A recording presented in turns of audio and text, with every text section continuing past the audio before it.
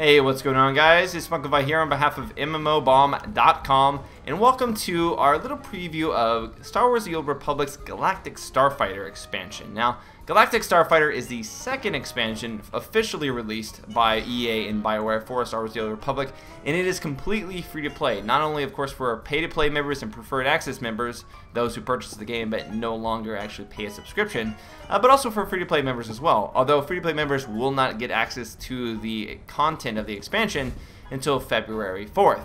Now, Galactic Starfighter aims to sort of fix the main issue that players had initially with Star Wars: The Old Republic when it was launched, in that space combat was pretty much reserved just for PvE missions on rails, and there wasn't really any diversity in the sense that you couldn't do anything outside of that. So people wanted their own ships, they wanted the ability to pilot them around, either do PvE missions or do PvP, and so EA and BioWare decided to create Galactic Starfighter to sort of scratch that itch and make it available for everyone, which is a nice thing. It's especially since the previous expansion, Rise of the Hutt Cartel, was pay-to-play strictly, and it still remains to be.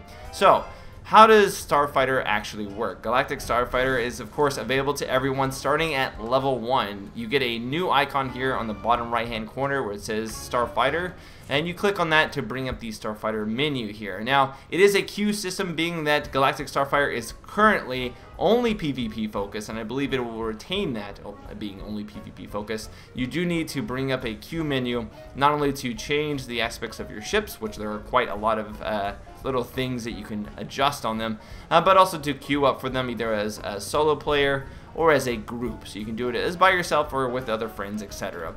Now, first things first, of course, are the ships. There are currently 4 ship types that you can unlock. Being that I am sort of new in this area, I only have 2 ship types unlocked. Those are the strike fighters and the scout ships here. As you can see, the Black Bolt is one of the ships I have available, as well as the FT6 Ricer. Strike fighter is basically your standard X-Wing style of fighter, whereas the scout is something more like an A-Wing. Very quick, very maneuverable. Keep in mind, SWTOR is set before the events of the original Star Wars, which means the craft itself is going to look similar, but not completely the same, obviously. Now, beyond that, there are also the assault ships, as well, or the gunships rather, as well as the bombers, which you unlock as you continue to progress in this mode.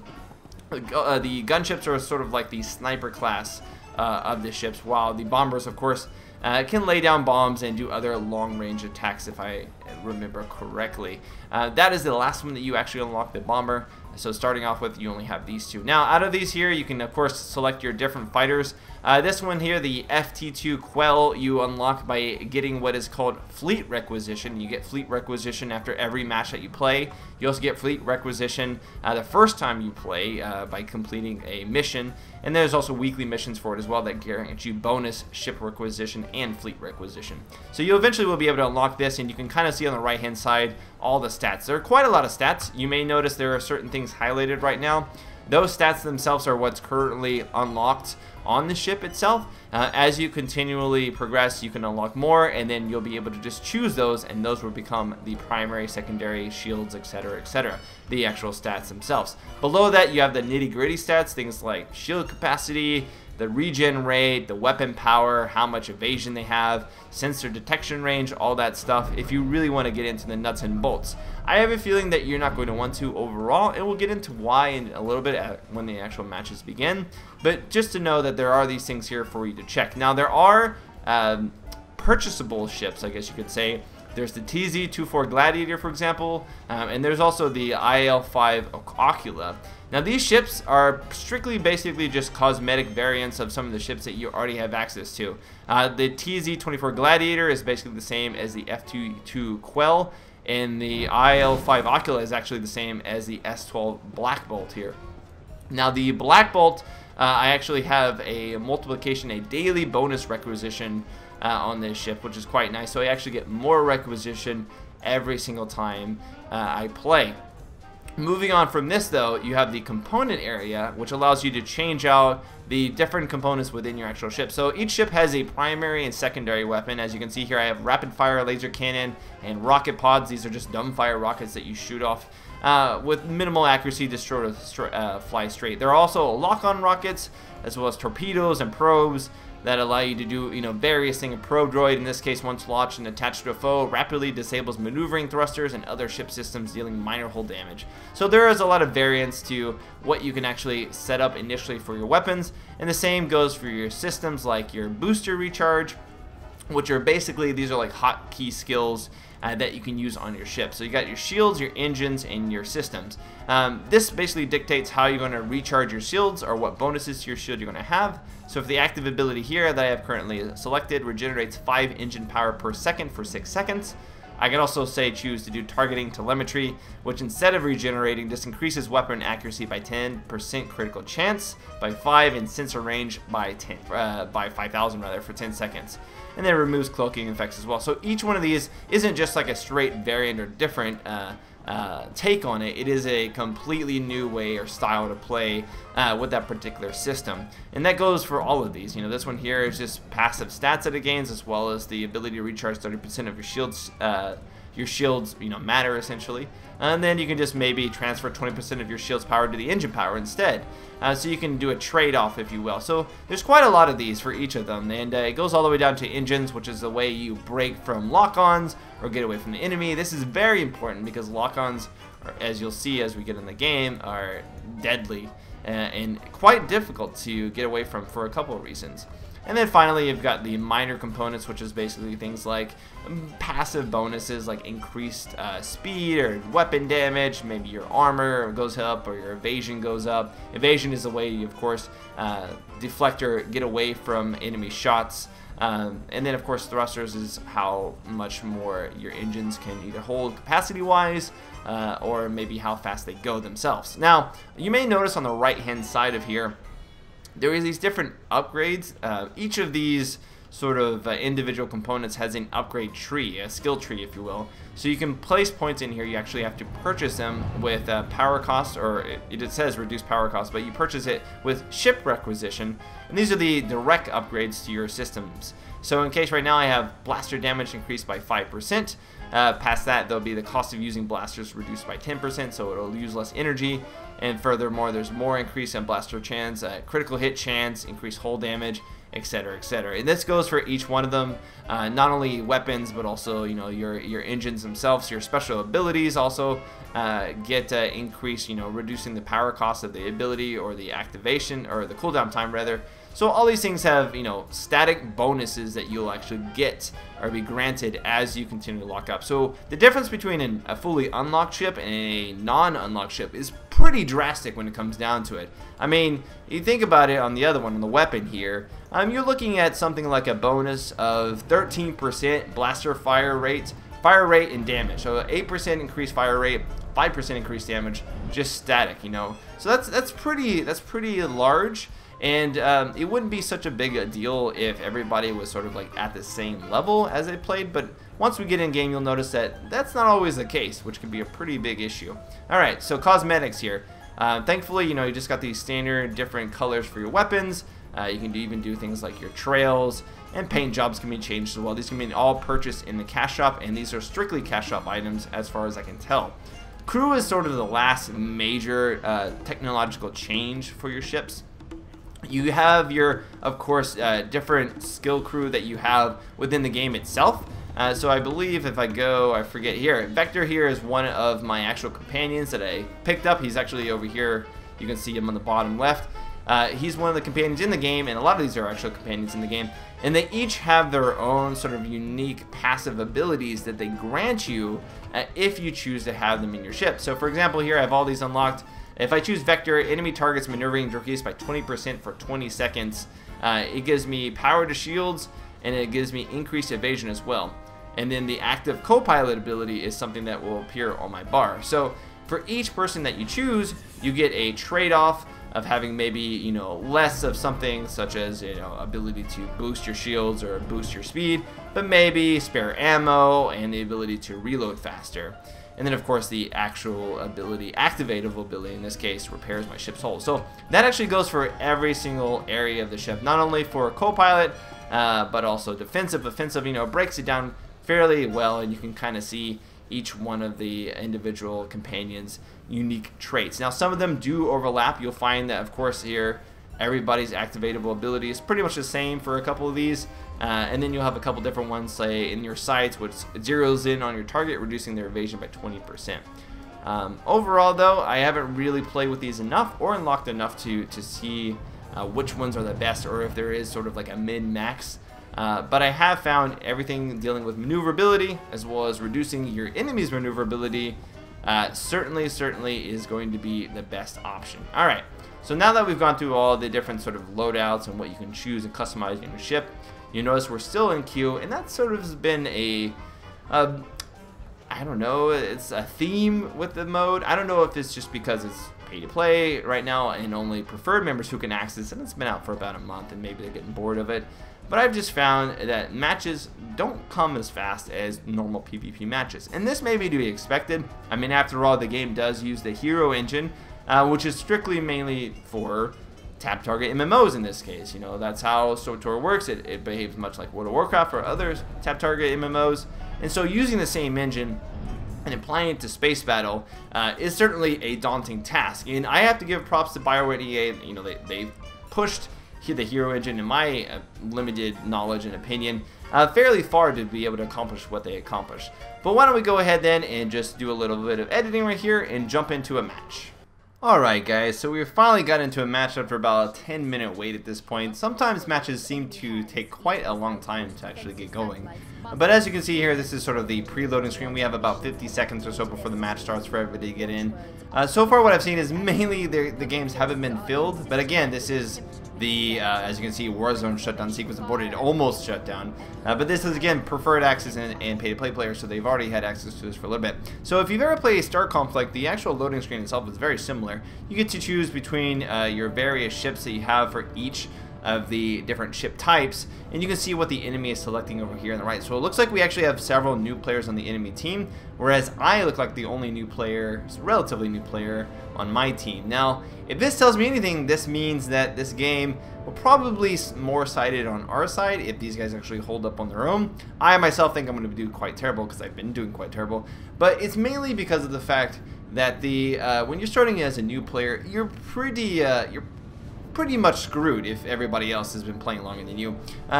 From what I could tell, the queue doesn't really take into account player level in this. You remember, you can actually pay to upgrade your ships, and you pay that with the in-game currency you accrue from actually just playing the game. So if people have been playing this for longer, they obviously have unlocked more for their ships, which means they have increased damage or maneuverability, you know, increased passives, etc. And that stuff really does show, especially as a new player going against someone not only with veteran experience, but someone also with increased ships as well, or increased ship speeds and whatnot. So here you can see sort of the initial things in terms of maneuverability. The game, for using the hero engine, I have to give them commendation. I didn't expect it to be this in-depth in terms of what you have access to, both graphically speaking and also just like functionality. You know, many people may have thought that the game would behave more similarly to you know, tab targeting, where you just kind of hit someone and then always have them on your 6 essentially. See if I can get this guy here. Now this guy is actually pretty screwed because there we go. Let's see if I can. Oh, I run out of energy. Got him anyway. He wasn't really moving too much. That was probably one of the only examples of someone actually dying to me that you'll probably see in this instance. So you have 3 bars on the bottom left that you can see. Those bars represent your different shields, power levels for everything, not only your weapons, but also for your shields, and of course your thrusters as well. These are like little tiny sentry probes that apparently I can run through and then get shot immediately. Those will protect bases that you capture for you, and they actually can do quite a lot of damage. You do need to be a little bit careful and wary of them. They are not the easiest to take on. Alright, so let's see if we can get this guy here. I'm going to divert power to my weapons here and see what we can do. Alright. So that's kind of what it looks like when 2 people duel each other, if you will. It just comes down to who has the stronger, you know, shields, who has the stronger abilities. Oh, I got him. I had him there. Alright, and that is something, I have 1 upgrade on this ship, so, you know, it's not that much for, you know, when you consider it. It's not that much at all. Is this something needing to be captured? I guess it is. Oh shit, I'm getting attacked. Alright, let's come in here real quickly.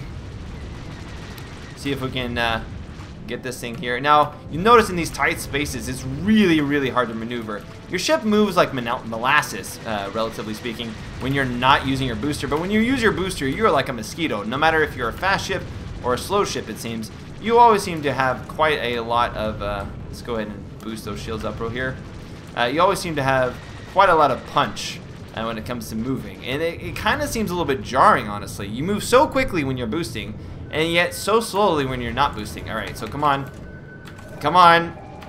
There we go. Boost that. Okay, so what you saw there was you heard someone locking onto me with their blasters here. Oh, let's see if I can get this guy.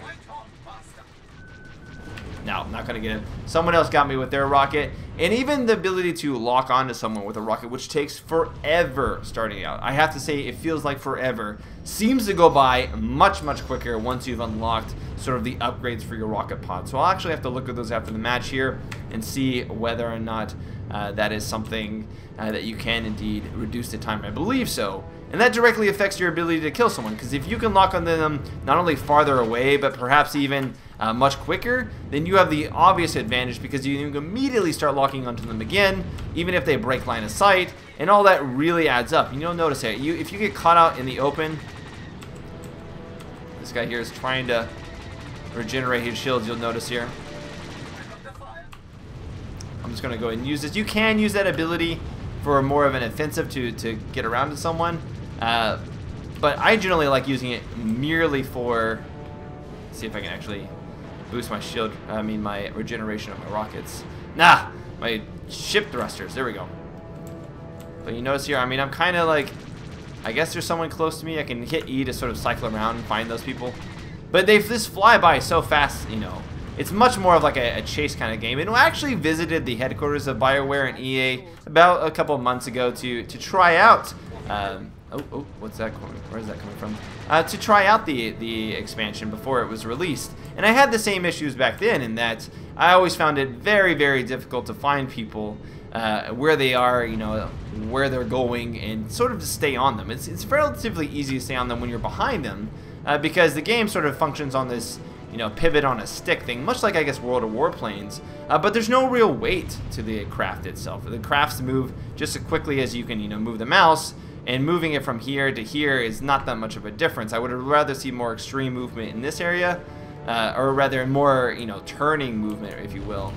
There just doesn't really seem to be that much feedback, in my opinion, at least as much as there could be.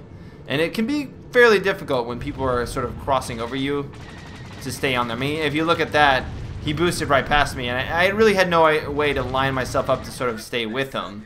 Now that I'm behind him, he can do all he wants, you know. I can just sort of basically just boost myself up just ever so slightly there, and, you know, help to get the kill. I'm not Ethan Hunt, and so that's my name in this game, so I was able to get that fairly easily, you know, without very much awesome buff, essentially. I'm just gonna start firing this direction, because this is the direction this guy is. Sort of close in just a tad here, and go ahead and get that kill. Now, I don't think I deserved that kill. It was sort of a kill still, but hey, this is the best game have going. So 563 to 355. That actually is not a bad score. I think the last 6 games I've had, the score has always been one-sided. It always seems to be one-sided in some degree. I mean, even now, the fact that they own just one of those terminals is huge for them, because previously it was pretty common for one team to just, you know, completely dominate and own everything. And then once you get those probes up, then you have to deal with the probes, and the probes actually do quite a lot of damage,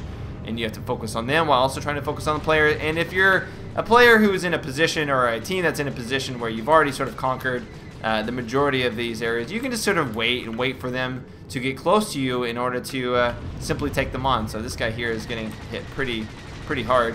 And the fact is that in order for you to get to the battlefield, you have to use a pretty good amount of your boost to get there in a relatively short amount of time. You notice here, this guy here who was actually looking for my teammate, he was able to stick on them fairly easily, not without much problem at all. And the reason for that is, of course, is because it's very easy to stay behind someone who's just not only moving in a line,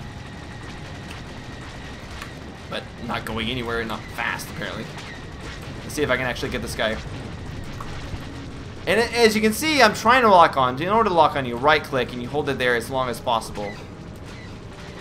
And it should... Come on. Oh my god. I'm going to go ahead and regenerate my shields there. Get out of battle. When you're pretty close like that, it's pretty much impossible, it seems, for people to land hits on you with rockets when they're that close to you as well. From far away though, it's pretty easy picking. So if I actually came out here and came around, let's see if we can do this, guys. Let's see if my theory is correct. Alright, so we can see guys here, and I can just kind of meander towards them a little bit. Nothing too special. I'll speed up a little bit to get closer. But about 7,000 out so far. Come on. There we go. 10,000 damage there, right off of him. And that's quite hefty amount of damage. And it goes through shields. It goes directly to his hole. It's kind of pierces the shields quite easily. You know, your blasters kind of go through both. But now that I'm close to him, now that I'm close to the guys, it's relatively difficult for me to hit them. They just fly by me very quickly. So it becomes this game about just sort of hanging back and watching where people are coming in and, you know, picking them off as they come in. Dogfights, they really just turn into like these swing matches where both sides just swing by each other very quickly. And as you can see, we were pretty much beating them by over 50%, and that's very common. Usually it actually lasts a lot less time. In general, people, you know, give up earlier, or just one team is just dominating so quickly and so harshly, I guess you could say. I haven't really died a lot since. Alright, let's see if we can actually get this guy up. No, he couldn't go anywhere. He ran out of boost. He ran out of boost. He no longer could boost. When you actually need boost to use your maneuverability abilities. So if you run out of boost trying to dodge someone and then say, okay, I'm going to flip around, you know, I'm going to flip around and get them, you know, this may not be able to happen. You can hit the ability and then it'll be like, hey, you can't do that. And it's weird because it actually says it's only cooldown. It says cooldown 15 seconds, right? It doesn't actually tell you that it requires a certain amount of energy. In fact, you don't really even see an energy bar over there. It merely tells you you don't have enough. And that was really jarring for me. I didn't know why it wasn't going off for a long time until I actually paid attention and see, oh, I don't have enough energy. Well, what is enough energy? And so you're kind of just sitting there mashing. And it can be really difficult to get away from people when it's that easy to just sort of stay behind them. It only becomes difficult when you guys are just trying to constantly pass each other. So as you can see here, how did I do? Oh my god, this is the best I've ever done here. 4 kills, 8 assists, only 1 death there, done 14,000 damage.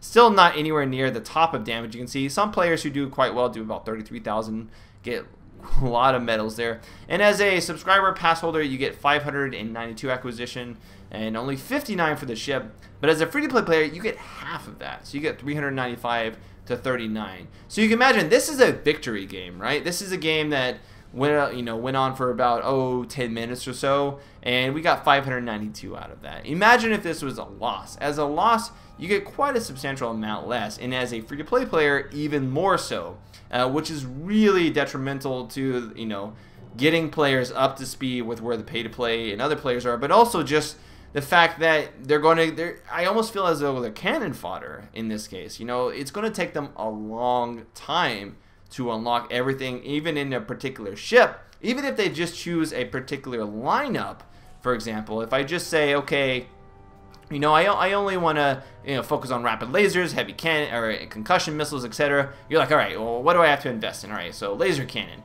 right here, rapid fire. All right, well, to do this, it costs 2,500. I am not even near that, and I've played, I think at this point, another 4 games since I first unlocked this, and I think I've locked one other thing in this time since I started beginning.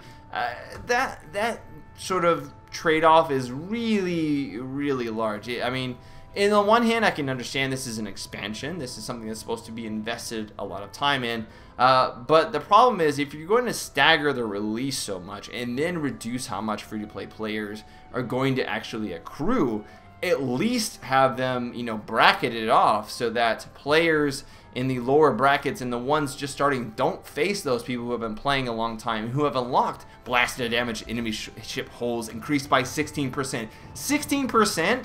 you imagine playing against that as a new player, you're not going to win duels that way. And in fact, you may not even be able to scratch their holes in general because A, you're new, but when you do land the shots, they can just more quickly use their regeneration abilities or use their abilities that allow them to break cover or break lock on. I mean, there's so much thing. Here's concussion missiles. So shield piercing, increased by 10%, lock on time reduced by 14%, missile damage increase. All this stuff here adds up over time, and that's just for one ship. That's just for one ship and one single area of upgrades there. I purchased 1,000, now I have that. I have 2 upgrades in this ship. So certainly there's a lot on the surface for you to go through and add in, and unlock, etc. There's a lot, even down to the crew, etc. But is it worth it? Do you actually feel the core game itself is fun? And I actually asked players a lot during the game. I said, do you guys find this fun? And the majority of them who were playing, who were pay-to-play players and preferred players, said, yeah, but, you have to play a lot of it to really understand it and to, get a grasp of it. And I would say, okay, that's perfectly viable. You can play a lot. This is a game perceivably maybe with a high skill cap, but I feel that the skill cap is high not because the game mechanics are necessarily difficult to master, but because all of them together, combined with the fact that the longer you play, the more powerful you get, but then you're thrown against lower end players, those things really add up. Now, of course, domination isn't the only game mode that's going to be available. Currently, domination is the only game mode, but in the future, there's supposedly going to be what's called assault, and then of course traditional team deathmatch. So that is sort of an early preview here. Of course, like I said, free-to-play players can access this at February 4th rather. It is available at level 1. You can even get experience while doing it. And I believe even, while you could technically level up strictly through Starfighter, during my time with the developers, I asked them if that was viable. And they mentioned you probably want to go ahead and do the story and everything else for all the upgrades and what have you. But it is something that you could do. And I noticed at low levels, if you're just interested in getting the SWTOR but don't want to necessarily do all the PvE stuff, you can jump into that and get a pretty hefty chunk of experience from that. Even at level 41, which is not max level, I started here today, and through all the different quests I've gotten up to here, just solely doing through that. So definitely at higher levels, not a main source of experience, but it does give you at least some that you can noticeably look at. Outside of the game, outside of doing the Galactic Starfighter, none of the rewards from that really carry over into the actual game itself. It seems pretty separate. So you can go into there, you can level up, your actual Starfighters themselves, get a little bit of actual experience to carry over back to this game. But otherwise, the two are pretty separate. You're not going to see those ships in your hangar. And you're not going to really see any other progression outside of the instance game modes. Maybe in the future. I did ask BioWare if they are planning on adding things like PvE, and while they didn't rule it out completely, for now they did say Starfighter is going to be PvP, which pretty much tells me that I don't think there'll ever be PvE, at least in the near future for the expansion, maybe in a completely separate expansion. Overall, guys, let me know what you think. I may, just be overreacting perhaps. Of course, everything does take longer to learn, but I've played this a good amount, and my experience here really mirrors my experience in the last 5 hours or so playing this expansion. Really mirrors what I experienced and what I felt at the BioWare headquarters, even more so now that it actually incorporates latency, because previously we were all in the same room, but now you have players across the world, and it does note, you can see it at times, there is some rubber banding and shots don't hit. People just kind of go back in time, and there's some of that issues, although not as bad as you might expect at times. But it is there. It is noticeable. But overall, that's been my first impressions. Let me know what you think in the comments below. And until next time, I'll see you guys later. Spunkify out. Later, guys.